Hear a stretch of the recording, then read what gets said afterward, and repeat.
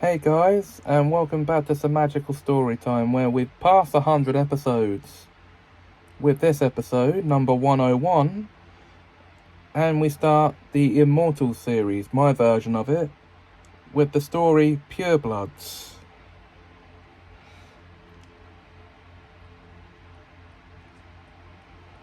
What if I told you there were other people on Earth? Another race of people besides mortal humans. The Immortals are a race of superhumans who have lived among us for thousands of years. There are 4 different types of Immortals among us, and those are as follows. Purebloods, who are completely immortal, born to 2 immortal parents.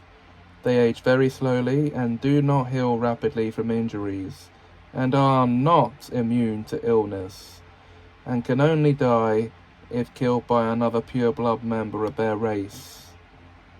Half-bloods are immortals born to 1 human parent and 1 immortal parent.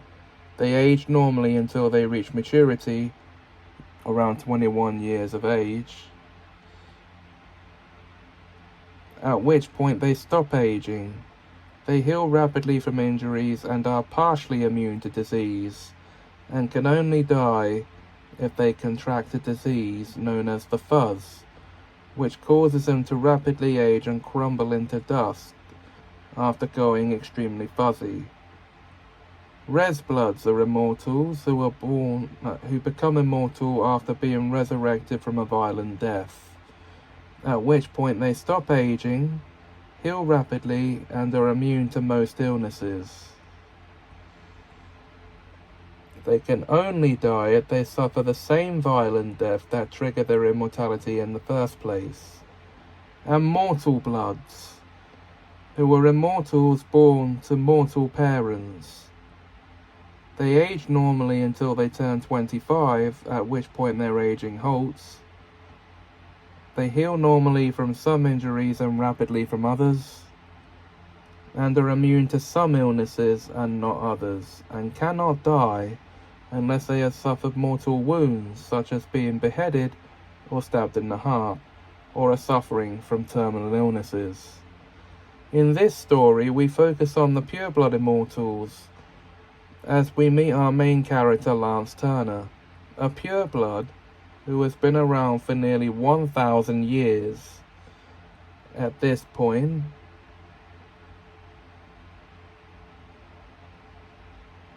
and this is about something he did 2 weeks ago, starting the story. It was Monday the 6th of May, and Lance Turner was busy at work at the hospital. He was a doctor in the hearing and audiology department. He was seeing a young patient named Sophia Marshall, who was having problems with her hearing, and he was close to diagnosing the problem. "Well, Sophia, I think I've found the problem," he told her. "What is the problem, Dr. Turner?"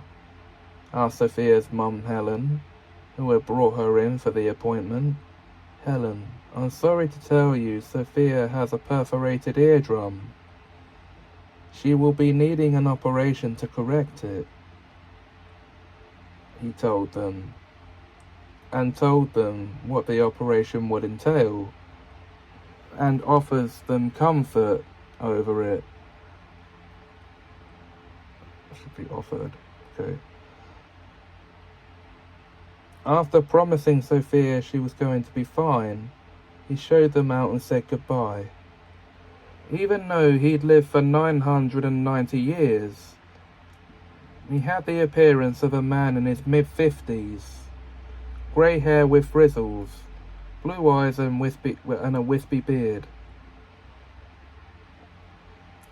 He had been a fully qualified doctor for nearly 30 years, but given his immortality, he was always in perfect health, and could potentially retire after about 200 years or so, but may choose to retire long before then. He first joined the medical profession when he was 965, but looked in his 30s. He'd had many jobs over his long life, from fisherman to school teacher, before settling into a quiet life before studying to become a doctor. His workday was over now, and he was on his way home to his family. His wife Ethel was a 985-year-old university lecturer who taught chemistry and also looked in her 50s.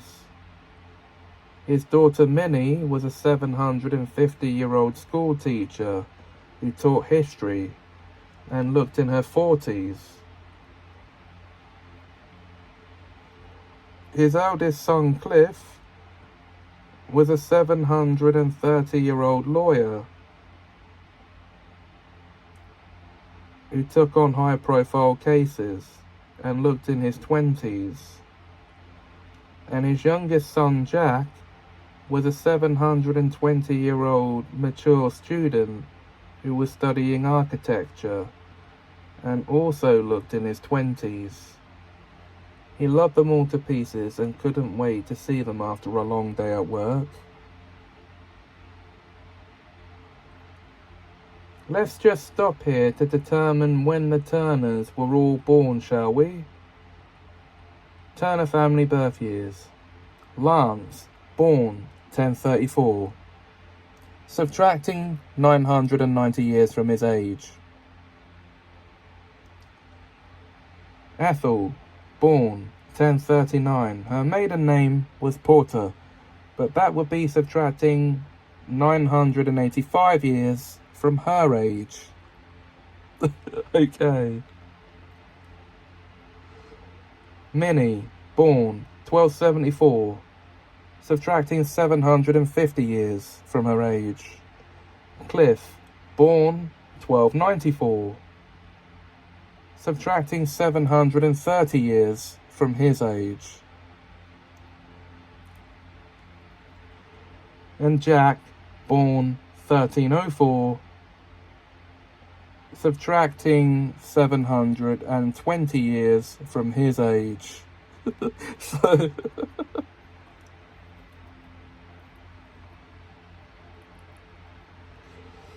So that's what years the Turner family were all born in. And that's when the number of years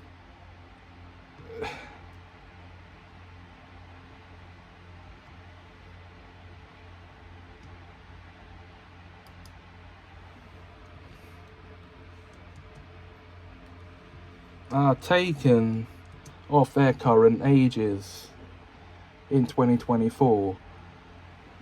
Now we need to properly clarify exactly how pureblood immortals age, so you can see how slowly they mature from birth. How all purebloods age.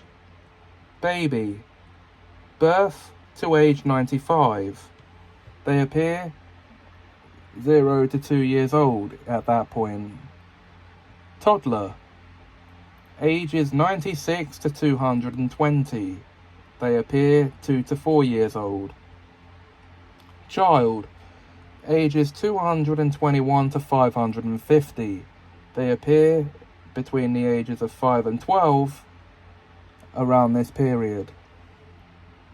Teen, ages 551 to 610. They appear between the ages of 13 and 19 during this time. Young adult, ages 611 to 750. They appear to be 20 to 29 during this time. Adult, ages 751 to 900. They appear between 30 and 45 years old during this period in their lives. Middle age, ages 901 to 995. They appear between the ages of 46 and 65 during this time. And senior, ages 996 and older, appearing between the ages of 66 and 100 or more years. So there you go, that's how aging works for pureblood immortals. We now move ahead a few days to when Ethel was at the university teaching her students, who were a mix of students from Mortals all the way through to Mortal Blood Immortals, and they were all enthralled. One such student was 22-year-old Emily Blackman, who wanted to know exactly how her immortality worked, so she was explaining. "If I can die in many ways, then how can I be immortal?" asked Emily. "Because you were born into a family with no immortal ancestry, you age normally until you're 25, and then stop at that point. From that point on, you will turn immortal, unless you die from mortal wounds and terminal illnesses. You will heal normally from some injuries and rapidly from others, and are not immune to illness. As long as you can avoid either fate such as a beheading,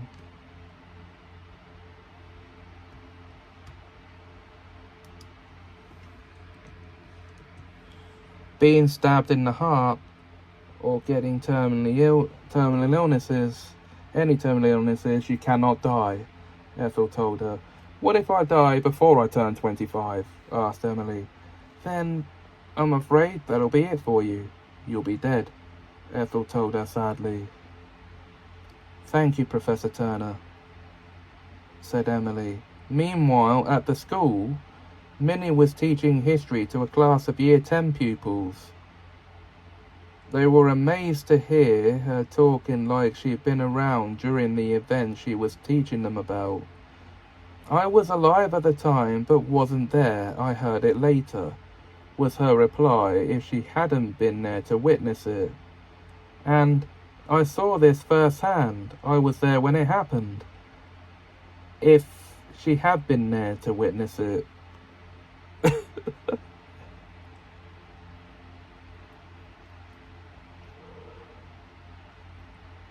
It was then that one of her pupils, 15-year-old Peter Ramsey, walked past and she caught the buzz. This was their way of detecting fellow immortals, whether pureblood or not. She stopped him before he could sit down to tell him she thought he might hold the immortality gene, but couldn't be sure yet. "How can you be sure?" he asked her. 2 minutes later, during the morning break, some Year 7s lost their ball on the school roof, so he climbed up there to get it down for them. As he got closer to it, he tripped over his feet and fell off the roof, landing face down on a fence spike, being impaled right through the stomach. When they managed to clear the area to clean his body off the fence, he started healing, as the coroner carried him over to an open body bag, regaining consciousness just as they were placing him in there. "Don't zip me up in here!" he exclaimed. They helped him up and were gobsmacked. "We're very sorry, son. We thought you were dead," said the coroner. "He was until seconds ago," said a young woman who stepped forward. Her name was Hannah Stone, a 32-year-old teaching assistant, or so they thought. "But Miss Stone, how did you know this was going to happen?" asked Peter. "Because I sensed you with the buzz, Peter. You're immortal now, after resurrecting from a violent first death. This means you will remain as a 15-year-old forever. You have the rapid healing factor, meaning you can heal rapidly from any injury, are immune to illness, and cannot die, unless you suffer the same violent death that triggered your immortality in the first place. You're what's known to us as a res blood," she told him. "How do you know all this?" asked Peter. "I know because I'm an immortal too, but I'm a half-blood. This means I have one mortal parent, in my case it's my mum, and one immortal parent, in my case that's my dad. I aged normally until I turned 21, and then stopped." I heal rapidly from injuries and am immune to some illnesses, but not others, and cannot die unless I get the fuzz, which is a disease that only half-bloods can get, which causes us to come over extremely fuzzy, rapidly age and crumble into dust. As explained at the beginning of the story. Okay.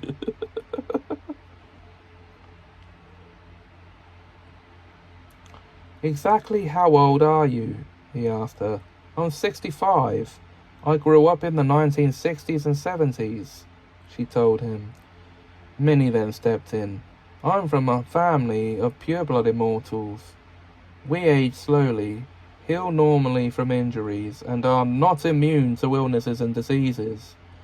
We cannot die unless killed by another one of our own kind, who is also pureblood, she told him.